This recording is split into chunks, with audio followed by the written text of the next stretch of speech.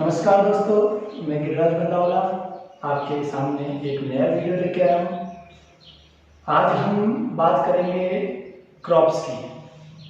Crops में सबसे पहले हम क्रॉप्स पढ़ रहे हैं राइस की, और राइस की क्रॉप जो है उसका हम पूरा क्लासिफिकेशन यहाँ पे देखेंगे। दोस्तों यह वीडियो जो है आपके जेड को ही देख के नहीं, अगर बात करें supervisor ICAR BHO AO WO, आपको भी पता है कि एग्रीकल्चर का जो सिलेबस है वो ज़्यादातर समान ही है, तो उसमें आप ये नहीं सोचिए कि ये जो है ओनली फॉर जेड के लिए है। क्रॉप्स है सभी, आप कोई सा भी एग्जाम बड़े से बड़ा एग्जाम ले लें, सभी में क्रॉप्स आती है। तो वैसे मैं बात करूँ तो प्रॉपर जो सिलेबस के अकॉर्डिंग चल रहे हैं वो तो हम चल रहे हैं जेड के लिए, लेकिन फिर भी आप इनको जो है अपने और कई जो भी एग्जाम्स है उसके लिए आप इसको महत्वपूर्ण समझे। तो अगर अभी तक आपने हमारा चैनल सब्सक्राइब नहीं किया है तो सब्सक्राइब करें, लाइक करें, शेयर करें, कमेंट करें। और अगर इसकी पिछली वीडियोस आपको देखनी है तो आप डिस्क्रिप्शन में जाके हमारे पिछले वीडियोस के लिंक दे रखे हैं, उस पर क्लिक करें और पिछले वीडियो देख सकते हैं। हम आज बात कर रहे हैं राइस की क्रॉप की। राइस पढ़ रहे हैं, ठीक है दोस्तों। राइस की अगर हम सबसे पहले बात करें बॉटनिकल नेम की, तो बॉटनिकल नेम राइस का होता है ओराइजा सेटाइवा।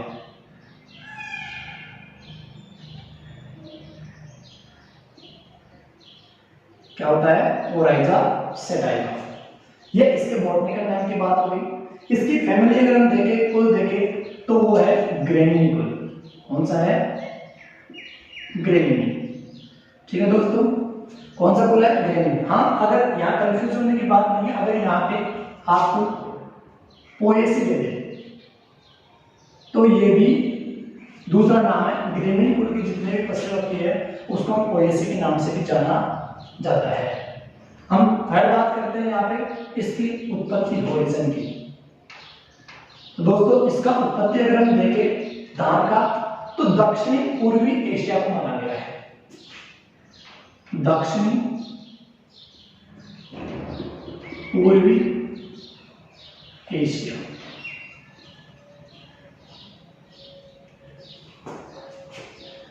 ठीक है दोस्तों, नेक्स्ट बात कर रहे हैं हम इसमें इसके गुणसूत्र की क्रोमोसोम नंबर, वो है 2n बराबर 24।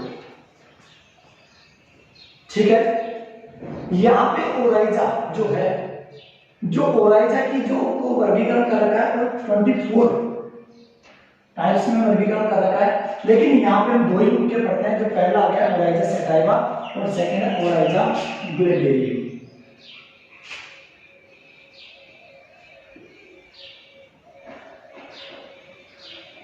सेकंड है ओराइजा ग्लेबेरियम। ठीक है, तो ये मुख्यतः अगर हम देखें ओराइजा सेटाइवा तो ये 80 से 85% क्षेत्र में बोया जाता है, और बाकी जो है 15 से 20% क्षेत्र में वो बोया जाता है ग्लेबेरियम। ठीक है दोस्तों, अपने यहाँ भारत की बात कर रहे हैं। अब मैं पहले इसकी कुछ जो वर्गीकरण कर रखा है, सामान्य वर्गीकरण इसका, उसकी बात करते हैं। उसमें सबसे पहले हम पढ़ रहे हैं जितने भी वेराइटियां है इसकी धान की। तो सबसे पहले मैं इंपोर्टेंट वेराइटियों की बात कर लेता हूं। इंपोर्टेंट वेराइटियों में अगर हम देखें कि विश्व में सर्वाधिक उत्पादन देने वाली धान की कौन सी किस्म थी, तो वो थी पूसा बासमती फर्स्ट। बहुत इंपॉर्टेंट वैरायटी है जो विश्व में सर्वाधिक उत्पादन देने वाली थी। सेकंड अगर बात करें भारत में सर्वाधिक उत्पादन देने वाली, तो वो है जया। कौन सी है? जया। देखो दोस्तों, जया को भारत में जायदोई धान की संज्ञा भी दी गई है। उसके बाद में अगर हम बात करें अर्ध दोने किस्म की है जया, और अगर उच्च गुणवत्ता की दृष्टि से देखें तो भी जया इंपॉर्टेंट वैरायटी है। तो हमारे पास यहाँ विश्व में सर्वाधिक उत्पादन देने वाली किस्म हो गई पूसा बासमती फर्स्ट, भारत में सर्वाधिक उत्पादन देने वाली होगी जया। और अगर मैं बात करूं विश्व में संकर बासमती धान की जो किस्म है विश्व में संकर बासमती धान वो है PRH10। PRH10 जो है वो विश्व में संकर बासमती धान के नाम से जाना जाता है उसकी किस्म। अगर हम बात करें भारत में संकर धान जो है वो है MGR फर्स्ट। भारत में संकर धान की बात करें तो वो MGR फर्स्ट, विश्व में बात करें तो PRH10। इंपोर्टेंट वैरायटीज की बात करें, नेक्स्ट वैरायटी की तरफ बढ़ते हैं। अगर मैं बात करूं भारत में बोने किस्म की तो वो है TN फर्स्ट। कौन सी है? TN फर्स्ट भारत में बोने किस्म के नाम से जानी जाती है। ये हो गया भारत में जादुई धान के नाम से जया को जाना जाता है। और अगर मैं बात करूं विश्व में जादुई धान के नाम से तो वो है IR8। ये विश्व में किसके नाम से जानी जाती है? जादुई धान के नाम से जानी जाती है। मैं यहां बात करूं धान की उत्तर परिवर्तित किस्म तो है जगन्नाथ। बहुत इंपॉर्टेंट वैरायटी है जगन्नाथ। जो वैरायटी है वो उत्परिवर्तित वैरायटी है। उसके बाद में अगर हम देखें तो सूखा सहनशील जो है धान की सूखा सहनशील की किस्म की बात करें तो वो है बाला और भवानी। बाला और भवानी दो ऐसी वैरायटीज है जो क्या करती है अपने को सूखे क्षेत्रों में भी उत्पादन देती है। नेक्स्ट बात करें लवणीय क्षेत्रों के लिए उपयोगी किस्म की तो है लूनी श्री। लूनी श्री, लूनी श्री और एक और है IRH। ये दोनों किस्म जो है वो क्या है हमारे लवणीय क्षेत्रों के लिए उपयुक्त मानी गई है। ठीक है दोस्तों, ये तो अपनी इंपोर्टेंट वैरायटीज की बात हुई। इसके बाद में अगर मैं बात करूं और भी वैरायटी है जो ऐसे प्रचलित है जैसे पूषा 2 और 24। उसके बाद में सीता, पंकज, ये अधिक कई वैरायटियां हैं जो धान की इंपोर्टेंट वैरायटी के नाम से जाना जाता है। तो ये आपने बात की वैरायटी। अब बात करें अगर हम तो यहाँ सीधे हम क्लासिफिकेशन कर रहे हैं जलवायु का। ठीक है दोस्तों, यहाँ इंपोर्टेंट वैरायटीज की बात हुई। अब बात करते हैं कि धान के लिए उपयुक्त जलवायु कौन सी है। जलवायु में हम देखें तो जलवायु है वो है उष्ण एवं नम जलवायु।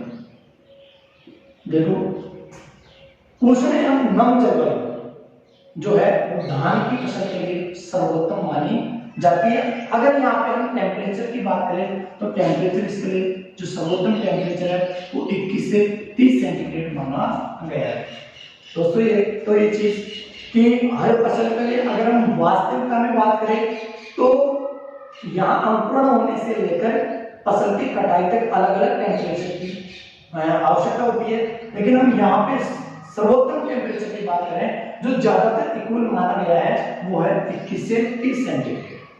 ठीक है, तो यहाँ जलवायु की बात हुई। अब बात करते हैं मृदा की। सोयल कैसी चाहिए? देखो धान के लिए सोयल चाहिए चिकनी। चिकनी मिट्टी क्या की गई है धान के लिए उपयुक्त मानी गई है। ये क्यों मानी गई है? क्योंकि आपको भी पता है कि धान की जो फसल है वह 3 महीने तक पानी में रहती है।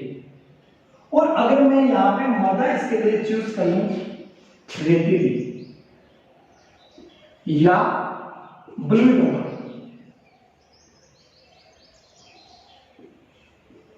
तो दोस्तों बलुई दोमट के लिए और रेतीली मृदा के लिए दोनों के लिए सिंचाई की क्या होती है ज्यादा आवश्यकता पड़ती है। तो उस कंडीशन में हम इतना पानी उसको नहीं दे सकते, इसलिए जो चिकनी मिट्टी होती है उसमें वाटर होल्डिंग कैपेसिटी जल धारण क्षमता ज्यादा होती है। इस कारण यहाँ पे क्या किया गया है धान के लिए सर्वोत्तम मृदा मानी गई है चिकनी मृदा, जिसका अगर सुटेबल टेम्परेचर उसकी पीएच की बात करें तो वो भी है अपने यहाँ पे 4.5 से 6.5 के बीच में जो वो है पीएच वो सर्वोत्तम माना गया है। ठीक है फ्रेंड्स, हम आगे चलते हैं। आगे हम बात कर रहे हैं इससे पहले नर्सरी की। ठीक है, नर्सरी में देखो जो सबसे इंपॉर्टेंट नर्सरी है वो सबसे ज्यादा बार जो क्वेश्चन पूछा गया है वो पूछा गया है डेपोग में से। डेपोग अगर पूछा जाता है कि डेपोग किससे संबंधित है तो धान की फसल से संबंधित है। अगर क्वेश्चन ये आता है कि डेपोग विधि में धान कितने दिन बाद में रोपाई करने योग्य हो जाता है तो वो है 11 से 13 दिन।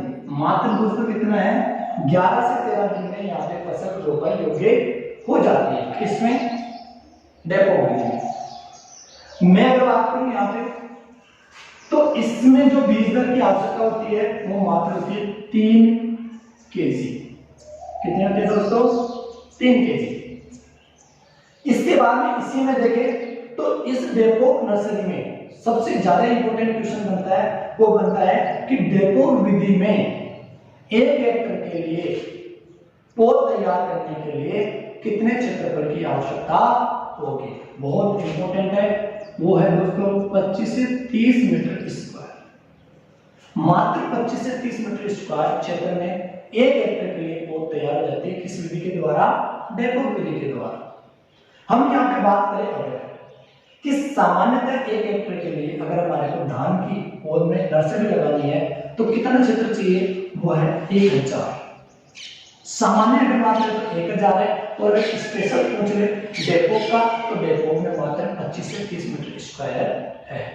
ये जो डेपोग विधि है इसमें मिट्टी की आवश्यकता नहीं होती, या तो आप बोरे पे या फिर कोई भी लकड़ी का बुरादा है उसके ऊपर, ठीक है, आप इसको तैयार कर सकते हैं। 11 से 13 दिन में ये रोपाई योग्य हो जाती है।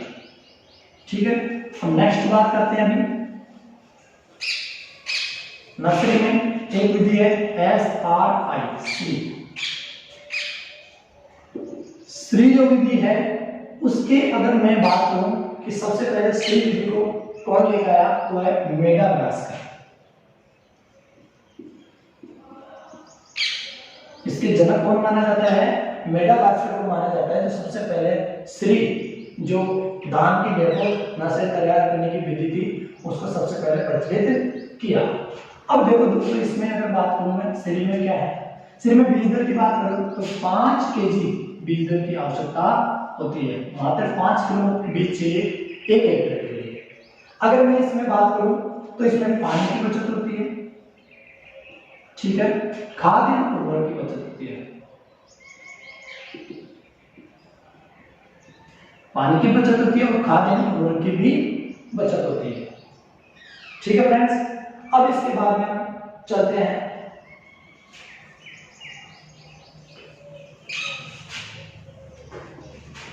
खाद एवं उर्वरक। खाद एवं उर्वरकों की बात करें तो हम जो FYM डालते हैं, क्या FYM डालते हैं वो धान में कितना डालते हैं 10 से 12 टन।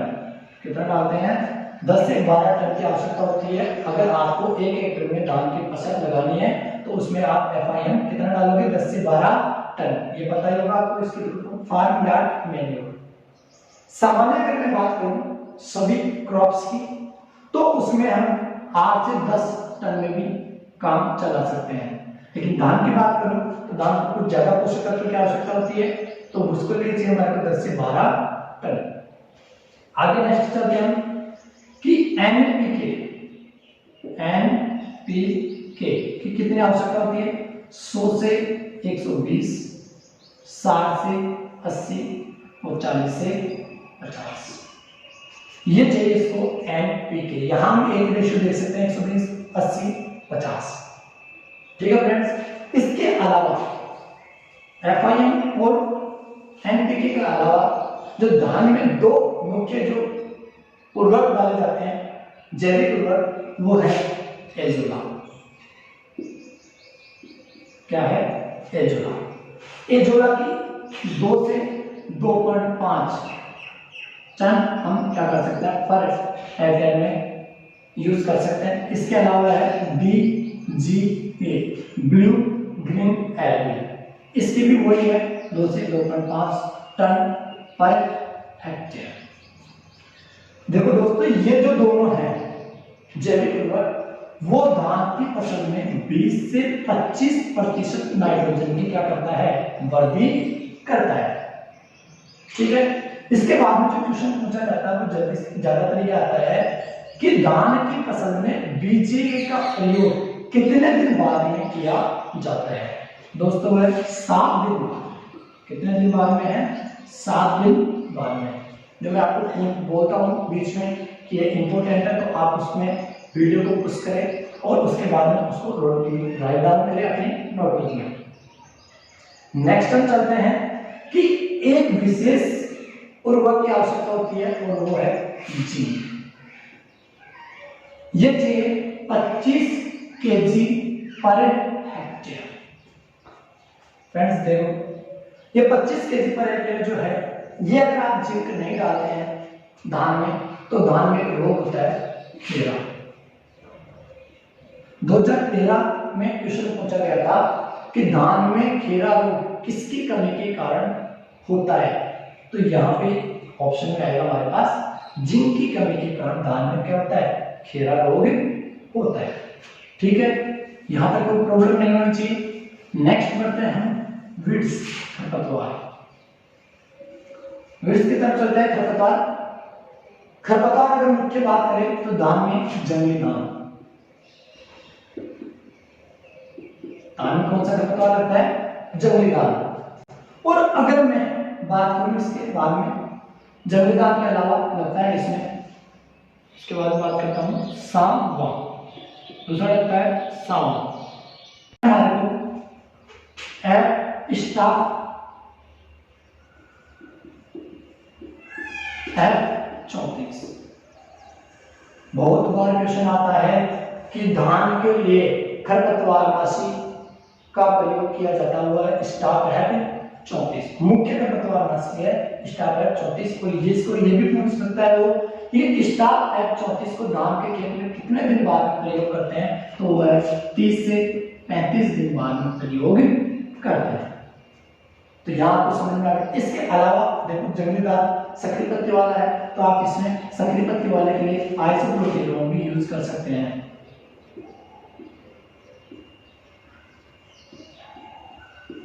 ठीक है फ्रेंड्स, आइसोप्रोपिलोन भी आप इसमें डाल सकते हैं। ये खाद्य उर्वरक हो गया। अब अगर हम बात करें सिंचाई की, इरिगेशन कितनी चाहिए, 900 से 2500 mm। अच्छा ध्यान रखिए, अगर आपको कभी पूछ रहे हो कि ये mm है यहाँ पे और सेंटीमीटर में पूछ रहे, तो कुछ नहीं करना, लास्ट की संख्या को हटा देना है। जैसे पूछते हैं कि राजस्थान में कितनी वर्षा होती है, तो राजस्थान में कितनी होती है, 575 mm। अगर आपको सेंटीमीटर में पूछ रहे तो यहाँ पे हो गया 57। भारत में अगर वर्षा की बात करें तो भारत में वर्षा है 1195, यहाँ पे हटा दे, सेंटीमीटर में हो गया। ठीक है फ्रेंड्स, अब अगर हम चलते हैं कि सिंचाई कितनी चाहिए, 900 से 2500। हम यहाँ बात कर रहे हैं कि जो धान में जो सिंचाई चाहिए, 1 kg धान प्राप्त करने के लिए कितने जल की आवश्यकता होती है, 500 लीटर पानी की आवश्यकता होती है। बहुत इंपॉर्टेंट क्वेश्चन। अच्छा, सबसे ज्यादा जो क्वेश्चन पूछा जाता है वो यही पूछा जाता है कि सर्वाधिक जल मांग वाली फसल है। बहुत इंपॉर्टेंट क्वेश्चन है, सर्वाधिक जल मांग वाली फसल है, तो आप क्लिक करते हैं किसको, धान को नहीं। अगर क्वेश्चन मात्र इतना ही पूछता है कि सर्वाधिक जलमांग वाली फसल है, तो वो है गन्ना। ये भी 13 में आया हुआ क्वेश्चन। क्वेश्चन अगर घुमा के पूछता है वो कि संपूर्ण जीवन काल में सर्वाधिक पानी चाहने वाली या सर्वाधिक जल मांग वाली फसल है तो वो है धान। दोनों को मैं कंफ्यूज अभी आपको क्लियर करूंगा। यहाँ पे भी गन्ना बताया था आपको। गन्ना क्या है, देखो गन्ने में है 1500 से वही 2500। फर्क क्या है दोनों में कि जो धान है वो धान 3 महीने किस में रहता है, पानी में रहता है। पानी में रहता है मतलब इसको हम कब लगाते हैं, जून जुलाई में लगाते हैं। कब लगाते हैं, जून जुलाई में लगाते हैं। अब यहाँ जून जुलाई में लगाते हैं तो ये क्या है, यहाँ पे वर्षा हो रही है और वर्षा के पानी को कभी भी सिंचाई नहीं कहा जाता। सिंचाई किसको कहा जाता है, कृत्रिम रूप से उपलब्ध कराया गया जल क्या कहलाता है, सिंचाई कहलाता है। तो यहाँ पे हम सिंचाई नहीं कर रहे पर यहाँ प्रकृति के द्वारा हो रहा है, तो इस वजह से हमने यहाँ पे इसको नहीं लिया। अगर संपूर्ण जीवन काल में पहुंचे तब हमारे पास आएगा धान। ठीक है फ्रेंड्स, यहाँ हम बात करते हैं टाइम की, तो थोड़ा सा बीच में एक और क्वेश्चन बात करते हैं। देखो धान को वैसे 3 ऋतुओं में बोया जाता है। मौसम की बात करते हैं, देखो जैसे मई जून जुलाई और यहाँ पे अक्टूबर नवंबर। देखो दोस्तों, जो धान मई से जून में लगाया जाता है उसको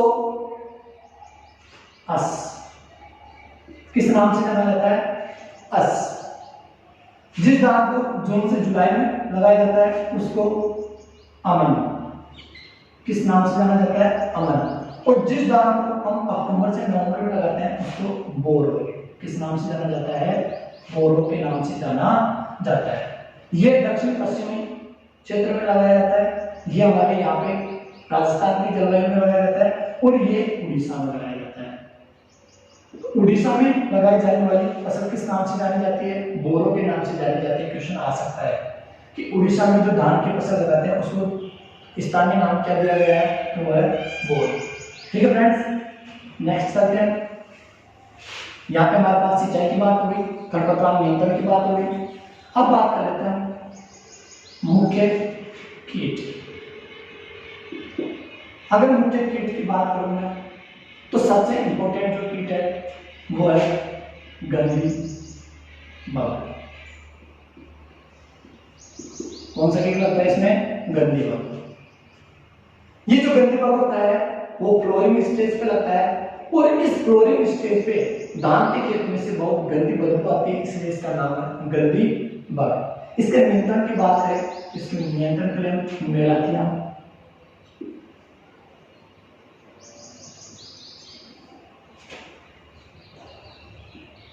इसी का हम क्या कर सकते हैं, उपयोग कर सकते हैं।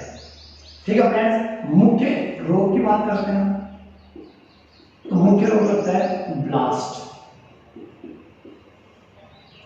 जो ब्लास्ट रोग है उसके नियंत्रण की अगर हम बात करें तो वैसे तो आप पहले ही क्या करो, कैप्टान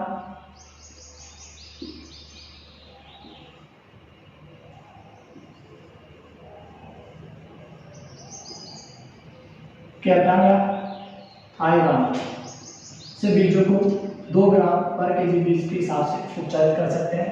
लेकिन अगर आप ये उपचार नहीं किए और उसके बाद में रोग हो गया तो कैप्टान और आयरन का 0.6% के हिसाब से खेत में क्या करें, छिड़काव करें। ठीक है, मुख्य रोग और कीट की बात हो गई। अब हम बात करते हैं ईल्ड की, उपज की। धान की उपज की हम बात करें तो धान की उपज हमारे पास है कितनी है, 40 से 50 क्विंटल। अगर हम और अच्छी वैरायटी यूज करते हैं तो 60 क्विंटल तक भी उत्पादन हो सकता है। सामान्य अगर उपज की बात करें तो 40 से 50 क्विंटल हमारे पास धान का उत्पादन है। तो वीडियो अच्छा लगा होगा और अगर आपको अच्छा लगा हो तो लाइक करें। अभी रुके वीडियो को, कुछ नहीं करें, आगे मैं और कुछ इंपॉर्टेंट बातों की चर्चा आपके सामने करने वाला हूँ। जैसे अगर हमारे पास बात आती है कि सर्वाधिक विश्व में सर्वाधिक धान कहाँ बोया जाता है, क्षेत्रफल की बात आती है तो क्षेत्रफल के हिसाब से विश्व में भारत प्रथम स्थान पे है धान लगाने में। कौन से स्थान पे? प्रथम स्थान। लेकिन अगर उत्पादन की दृष्टि से देखें तो चीन का पहला स्थान आता है। सबसे ज्यादा धान कहाँ पैदा किया जाता है? चीन में किया जाता है। ठीक है दोस्तों, ये बात हो गई किसकी? विश्व की। भारत में अगर मैं बात करूं, भारत में सर्वाधिक धान कहाँ पैदा किया जाता है? तो वह पश्चिमी बंगाल। क्षेत्रफल के हिसाब से भी पश्चिम बंगाल है और उत्पादन के हिसाब से भी क्या है?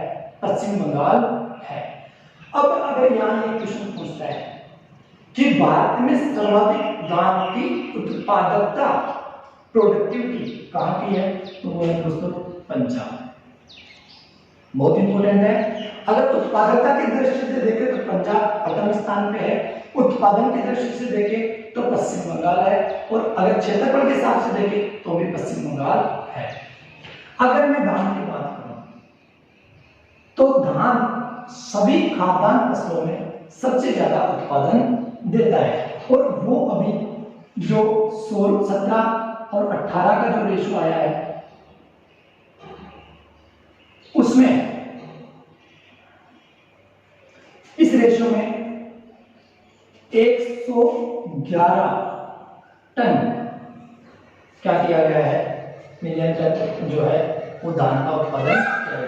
यानी विश्व में, सॉरी भारत में सबसे ज्यादा जो जितनी भी ग्रेन कुल की फसलें हैं उनमें सबसे ज्यादा उत्पादन देने वाली है वो क्या है? खाद्यान्न फसलों से। खाद्यान्न फसलों में सर्वाधिक उत्पादन देने वाली है वो है धान। ठीक है। अगर मैं बात करूं कि पूरे विश्व में 90% धान कहां बोया जाता है? एशिया में बोया जाता है। कहां बोया जाता है? विश्व के 90% धान कहां पे बोया जाता है? एशिया में बोया जाता है। ठीक है दोस्तों। अगर मैं बात करूं कि धान का पुष्पक्रम, धान के पुष्पक्रम को क्या कहा जाता है? वो है पेनिकल। धान के पुष्पक्रम को क्या कहा जाता है? पेनिकल। धान का बीज का प्रकार है कैरियोप्सिस।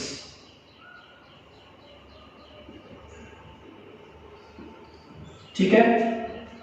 अगर मैं नेक्स्ट बात करूं,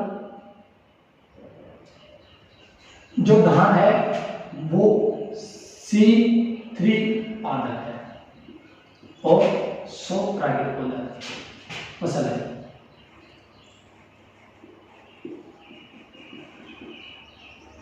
ठीक है।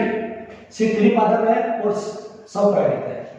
उसके बाद में अगर पूछा जाता है कि प्रकाश की अवधि के आधार पर, तो वो है शॉर्ट वियतनाम या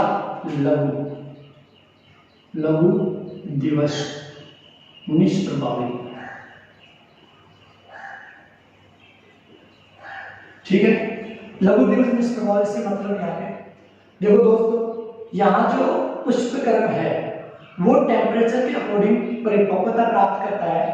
तो यहाँ पे हम सीधी सीधी बात याद रखने की जो बात है वो किस तरह याद रखें कि शॉर्ट डे प्लांट क्या होता है, लॉन्ग डे प्लांट क्या होता है। यहाँ हम देखेंगे परिपक्वता, जो फसल, जैसे खरीफ की फसल बात कर रहे हैं, खरीफ की फसल कब पकती है? सितंबर अक्टूबर में। ठीक है। और सितंबर अक्टूबर में दिन क्या होने लग जाते हैं? छोटे होने लग जाते हैं। यानी उस समय पक रहे हैं, फ्लोरिंग स्टेज है और उस समय दिन छोटे हो गए, इसलिए उन पौधे को मैं यहाँ पे किसी विशेष पौधे की बात नहीं कर रहा जैसे कपास नहीं। और सामान्य अगर हम बात करें 95% फसल की, तो वो शॉर्ट डे में कौन सी फसलें आएगी? खरीफ की फसल शॉर्ट डे में मानी जाएगी। रबी की फसलें वो लॉन्ग डे में मानी जाएगी। लॉन्ग डे में क्यों? क्योंकि उसकी फसलें फरवरी मार्च में पकती है, और फरवरी मार्च में क्या हो जाते हैं? दिन बड़े होने लग जाते हैं। तो यहाँ पे अगर बात करें, शॉर्ट डे प्लांट है, C3 पादप है और सर्वपरागित फसल है। मैं धान के परीक्षण बार की बात करूं, सीड बेल्ट जो 1000 दानों का निकाला जाता है। ठीक है। उसकी बात करूं तो परीक्षण भार होता है धान का 25 ग्राम। 1000 दानों का 25 ग्राम वजन होगा। और अगर मैं कुछ विशेष किस्मों की बात करूं जैसे बासमती दाल की तो वो है 21 ग्राम, कितनी है 21 ग्राम। तो यहाँ पे हमारे को देखना है इसका टेस्ट वेट कितना हुआ 25 ग्राम, और जो बासमती किस्में है उसका टेस्ट वेट कितना हुआ 21 ग्राम। ठीक है दोस्तों, तो ये आपके कुछ इंपॉर्टेंट क्वेश्चन थे, उसका मैंने आपको ज़्यादा से ज़्यादा बताने की कोशिश की। अगर हमारा वीडियो अच्छा लगा हो तो आप इसको लाइक करें, शेयर करें, कमेंट करें, जिससे और स्टूडेंट्स को भी प्राप्त हो सके, वो भी इस वीडियो का लाभ प्राप्त कर सके। Thank you so much.